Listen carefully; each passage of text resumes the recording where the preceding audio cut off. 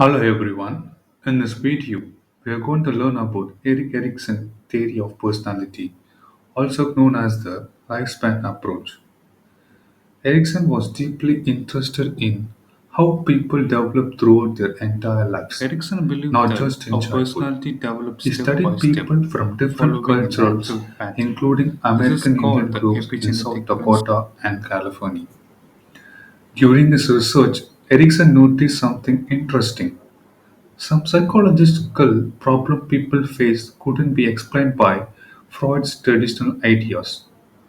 For example, some individuals felt lost or disconnected because they had been separated from their cultural tradition. This made them unsure of who they were, something Erikson called identity confusion. He also saw a similar pattern among soldiers returning from World War II.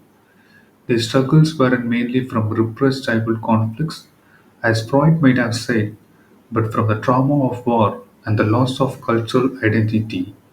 They no longer knew who they were or what their role in life was.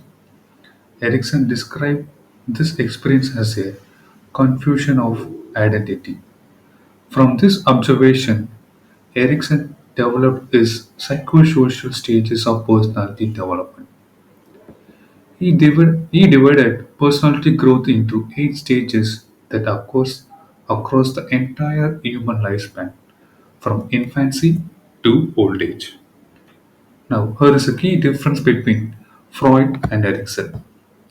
Freud focused mainly on biological factors, our instincts and drives, mainly ego, superego, life instinct, and death instinct. But Erikson emphasized psychosocial factors, the powerful influence of social and cultural experience on our personality. So, Erikson theory reminds us that personality is not fixed in childhood.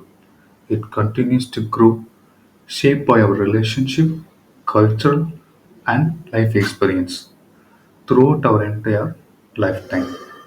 In the next part, we will explore each of Erikson's 8 stages in detail and see how every stage is who we become. Now let's look at one of the key ideas in Erikson theory, the epigenetic principle of maturation. Erikson believed that our personality develops step by step, following a natural pattern. This is called the epigenetic principle. This means that our growth is guided by inherited or genetic force. But the way these forces are expressed depends on our social and environmental experiences. To illustrate, imagine a lion raised among sheep. Naturally, a lion is fierce, dominant, and predator. However, if it is grows up only with sheep, its behavior may adapt to its environment. It may become more timid, gentle, or hesitant to hunt, mirroring the behavior of the sheep around it. This example shows that while genetics set the potential, lion's natural instinct, the environmental significantly shapes the actual behavior, highlighting the interaction of nature and nurture, the core idea of the epigenetic principle. So, in simple terms, our development is shaped by both biological factors, what we are born with, and social factors, what we experience in life. This shows that how we become is not just about our biology, it is also about the people, cultural, and environment around us. Next, Erikson explained the 8 stages of life. We have crisis, a personal conflict, or turning point. These crises are not bad thing. They are natural part of our growth. Each one challenges to adapt and to learn new way of dealing with life. How we resolve each crisis shapes our personality. At every stage, we have two possible paths, the adaptive or positive way, the leading to healthy growth, or the maladaptive or negative way, leading to unhealthy development. If we handle a crisis well, we gain the strength and confidence. need for the next stage. But if the crisis is not resolved, it can make later challenges harder to face. Still, Erikson believed that recovery is always possible. We can go back, reflect, and grow stronger at any time in life. So, in Erikson's view, life is a continuous journey of challenges and growth. Each stage gives us a chance to build a strong, more complete personality. So there are 8 stages: trust versus mistrust. Can I trust the world? Autonomy versus shame and doubt. Is it okay to be me? Third stage: initiative versus skill. Is it okay for me to do, move, and act? Fourth stage: industry versus inferiority. Can I make it in the world of people and things? Identity versus role confusion. Who am I? Who can I be? So intimacy versus isolation. Can I love? Seventh stage, generativity versus stagnation. Can I make my life count? Last stage, ego integrity versus despair. Is it okay to have been? Now we are going to see each stages.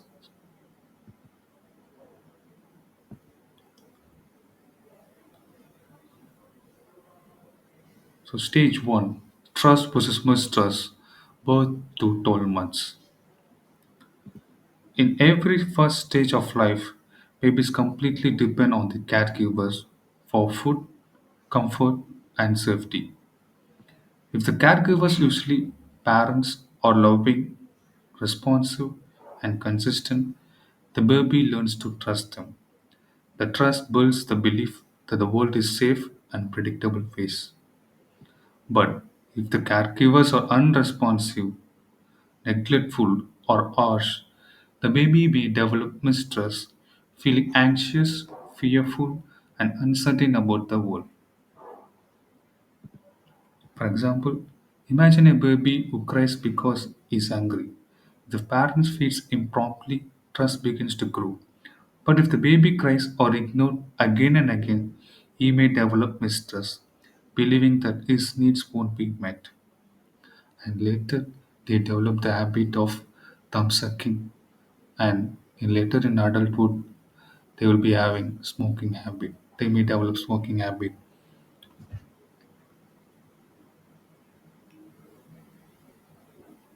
So the key idea is when basic needs are met with love and care, the foundation of trust is built for all the future relationship. Stage 2, autonomy versus shame and doubt. 1 to 3 years. As children become toddlers, they start exploring the world around them. This is the stage often called me to do it stage. They want to feel themselves, choose what to wear, or play on their own. If the parents encourage and support these small acts of independence, the child develops a sense of autonomy, a feeling of confidence and capable.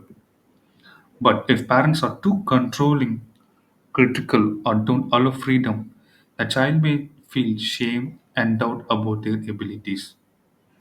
For instance, imagine a 2-year-old who wants to wear mismatched clothes. If the parent smiles and let her choose, she feels proud and independent. If she is scolded or corrected harshly, she may begin to doubt herself and lose confidence. So, in this stage, gentle guidance and encouragement help the child build self control, confidence, and a healthy sense of independence. The next part, we look at the third and fourth stage.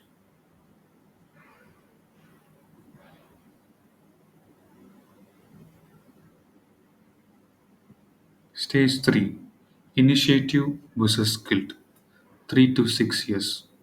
At this stage, preschools begin to show initiative. They love to plan activities, play games, and try out new ideas. If parents and teachers support their efforts within safe and reasonable limits, children develop initiative, which means a sense of ambitious purpose and responsibility. They begin to believe I can make things happen. However, If parents are too strict, dismissive, or controlling, child may begin to feel guilty for trying new things. They might start thinking, my ideas are silly or I always do something wrong. For example, child wants to play shopkeeper and assign roles to friends. The parents and teachers encourage this imaginative play. The child feels capable and confident. But if they are criticized for being silly, the child may begin to feel guilty for showing creativity or leadership. So, when adults encourage healthy imagination and play, children develop initiative, the courage to take action and follow their ideas. Next stage, stage 4, industry versus inferiority. 6 to 12 years. As children enter the school years, they start to comparing themselves with others in academics, sports, and creative activities. When they succeed and receive encouragement, they develop industry, a feeling of competence, pride, and achievement. They start to believe I can do things well. But when children face constant failure, harsh criticism, or unfair comparison, they may begin to feel inferior, believing they are not good enough or cannot meet expectation.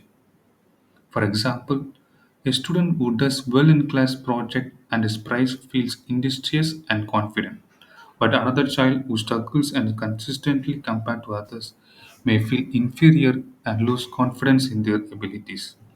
So during this stage, positive feedback and opportunities to succeed in children build a strong sense of competence and self-worth. Next, we move on to stage 5 and stage 6.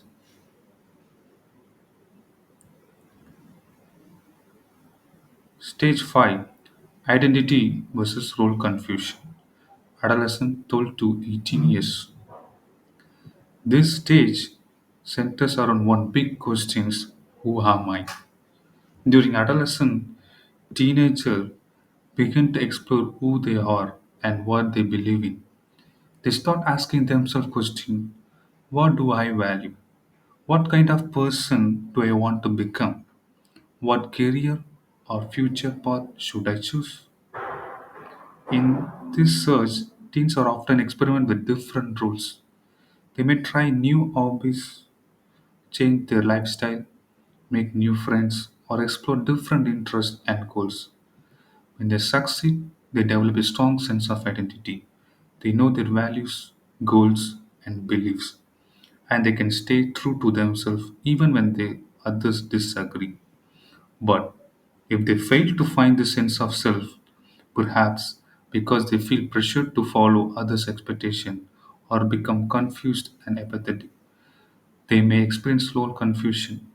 This means feeling lost, unsure about who they are, and uncertain about their future. For example, a teen who explores different activities and finally discovers they want to be a doctor develops a clear identity. But another teen who feels forced to take a path they don't want may grow up confused and doubt about their direction in life. So, adolescence is a critical time for self discovery, a journey towards becoming a confident and independent individual. Stage 6, intimacy versus isolation. Early adulthood, 20s to early 40s. Once a person builds a clear sense of self, the next stage is learning to share the self with others. This stage is also about forming close, loving, and committed relationship, not only romantic ones, but also deep friendship and emotional bonds. If a person has a healthy sense of identity, they can open up, trust others, and build intimacy. A relationship where both people feel connected and valued. But if someone is still unsure of who they are or carries unresolved issue from early stages, they may avoid closeness, leading to isolation, feeling of loneliness, and emotional distance. For example, a young adult who feel secure in who they are can enter a healthy and supportive relationship. But someone still uncertain about their identity may struggle to connect and prefer to withdraw from others. So, this stage reminds us that true intimacy is built only after developing a strong sense of self. Knowing who we are allows us to love and connect more deeply with others. The next stage, seventh, stage 7, generative versus stagnation, middle adulthood to mid 60s. In middle adulthood, the focus moves from personal growth to contributing to the next generation and society. So this stage is about generativity, being productive, guiding others, and leaving positive mark on the world. People can express generativity in many ways, such as raising children, mentoring younger people, volunteering or community service, meaningful work that helps society. If people succeed in this stage, they feel their life is meaningful, that they are making difference and contributing to something bigger than themselves. But if they fail, they may feel stagnant, stuck, disconnected, unproductive, and unmotivated, with a sense that their life is not contributing to anything meaningful. For example, a middle-aged teacher who inspires and guides students feels generative. On the other hand, someone who works only for themselves without connection or growth may feel stagnant. Last stage, stage 8, integrity versus despair. Late adulthood, mid 60s to end of the life. The final stage of life is about looking back and reflecting on one's journey. People ask themselves questions like, did I live a good life? Did I do what truly matter? If they feel proud of their achievement and can accept their past, they develop integrity, a sense of peace, wisdom, and readiness for the later stage of life. But if they fill with regrets, missed opportunity, or feel that their life was wasted, they may experience despair, feeling of bitterness, sadness, hopelessness. For example, an elderly person who looks back and feels satisfied with their life, family, work, values, expense integrity, but another person who regret mistakes or unfulfilled dreams may feel despair at the end of their life. So, Erikson's stage of psychosocial development shows us that personality growth is a lifelong journey. At every stage, we face challenges that shape who we are and how we connected with others and how we contribute to the world. Every stage offers an opportunity for growth, and even if we face difficulties, recovery and positive development are always possible. So far, we have looked at the 8 stages of psychosocial development and the strengths we can gain at each stages. But just as each stages can produce positive qualities, it can also create basic weakness if the challenges are not handled well. So when we face each stages, we develop a balance between adaptive way, the positive side, and the more adaptive way, the negative side. Ideally, our ego or sense of self should lean mostly towards positive, but still contain a small share of the negative. This balance helps us grow into healthy and well-rounded adults. However, if this balance is lost, the personality may lean too far in one direction, which Erikson called maldevelopment. So there are two types of maldevelopment. The maladaptive condition, where the ego has only the positive tendency. This might sound good, but without balance, it can lead to neurosis, milder psychological problem like anxiety or difficult coping with stress. And second one, malignant condition, When the ego has only the negative tendency, this is more severe and can lead to psychosis, such as losing touch with reality or severe emotional disturbance. So the good news is both the maladaptive and malignant condition can be corrected with psychotherapy. Even less severe maladaptation can be improved through supportive relationship, changes in the environment, successful adapting at a later stages in life. So Erikson reminds us that personality growth is flexible. Even if we struggle at a certain stage, there is always an opportunity to readapt, recover, and strengthen our sense of self. So finally, let's take a look at the contribution and criticism of Erikson's psychosocial theory. Contribution. Erikson made a several important contributions to psychology. He recognized the personality develops throughout the life, not just in childhood. He introduced the idea of an identity crisis during adolescence, showing how teens struggle to find who they are. He highlighted the influence of cultural, society, and history on personality, reminding us that our environment shapes who we become. Criticism. However, like any theory, Erickson's ideas have faced some criticism. His description of later stages in life, especially old age, was seen as incomplete. He tried to expand on this in his 1986 book, but some argue it still leaves gaps. Some psychologists believe he was too optimistic about old age. For many people, this stage can involve pain, loss, or depression, even if wisdom is achieved. His theory may not apply well to economically disadvantaged people.